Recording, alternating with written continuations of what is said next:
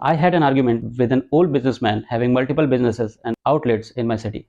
His opinion was that the startup thing is bullshit. The only way to do business is the traditional way which he was following. So the argument went long and I made him understand startups are far better than traditional businesses because of their technical advancements, business model advancements, and many innovations that make the life easy for a consumer. There are many stories like this. Hello everyone, my name is Vikas and I welcome you to my channel Startup Journey with Vikas. Today we are going to discuss the Indian startup ecosystem and the scope of entrepreneurship in India. I will give a small introduction of the huge Indian startup ecosystem and tell you why you should consider entrepreneurship as a career option instead of finding a job.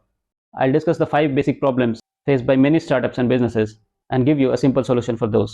I feel very excited to give a small introduction to the huge startup ecosystem in India. Huge because it has surpassed many countries to become the third largest startup ecosystem in the world after US and China. India has more than 70,000 registered startups employing millions of people. This number is growing so fast that it is expected to cross 1,80,000 startups by the end of 2030. Indian startups are doing exceptionally well in various fields like tech, edtech, fintech, healthcare, agritech, space tech, and many more. Did you know that there are various Indian startups and companies that contributed majorly in Chandrayaan-3's success? Indian startup ecosystem has been the point of attraction for investors around the world, and 114 billion US dollars have been invested in Indian startups between 2014 and 2023. This number is huge, right? With more than 110 unicorns, the total valuation of Indian startup ecosystem is more than 500 billion US dollars. This achievement is remarkable. Well, this was a small intro for the giant Indian startup ecosystem. And now I would like to discuss why it is the right time for you to start a business or startup in India. I would like to discuss the main problems Indian startups face during their early days and simple and easy solutions for those. India has a huge population of brave and young people. Why I say this? Choosing engineering blindly for decades is itself a brave decision, right? So no doubt we are courageous enough to experiment with new things. So one basic problem is solved: the courage for starting a new business or startup.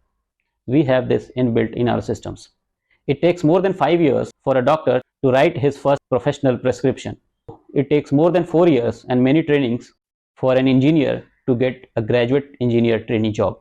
It takes 3 to 4 years of studies and many years of practice for a lawyer to represent his first case. But in business, we start calculating profits and losses from day one. Like all other professions, a business or a startup also needs time to grow. You cannot expect profits from day one.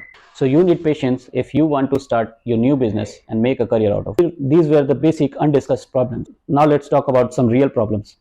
What do you think? What are the problems faced by most of the startups in their journey? Let me tell you: sales, capital, team building, licensing and paperwork, funding and scaling. These are the 5 basic problems I think are most important to address. So let's discuss one by one. Sales. India has a huge population of 130 billion people. Most of them have access to internet and mobile phone. This is a great advantage for you.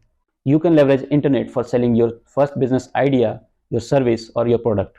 In fact, people are making millions of dollars every month by leveraging internet without having a manufacturing facility, a marketing team, or an execution team.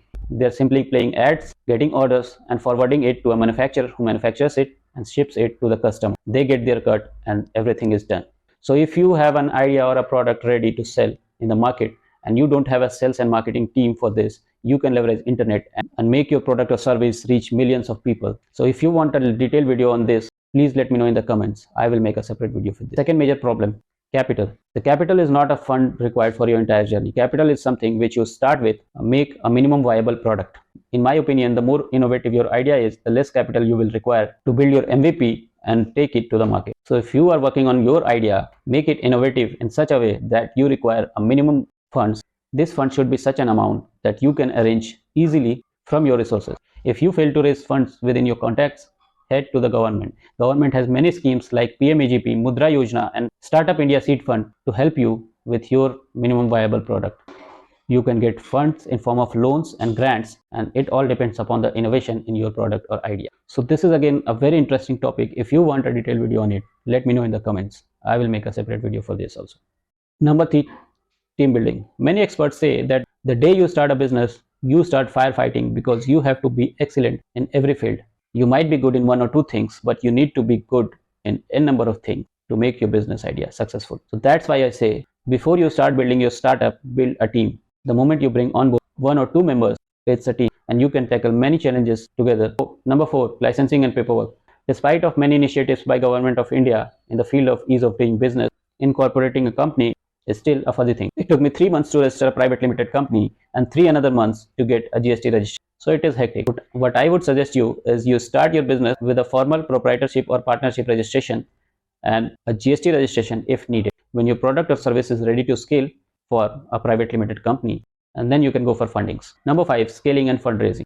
There are many accelerator programs that help you scale your business right from zero with their support, guidance, and funds. There are many such programs available in India. You can apply and join to grow fast. If you need a detailed video in this, let me know in the comments. So this was all about the current scenario of startup in India. I have tried to address some basic problems an entrepreneur faces when he starts a new business. So if you think I missed something, mention in the comments and I'll address that in my next. Don't forget to subscribe and share. Take care.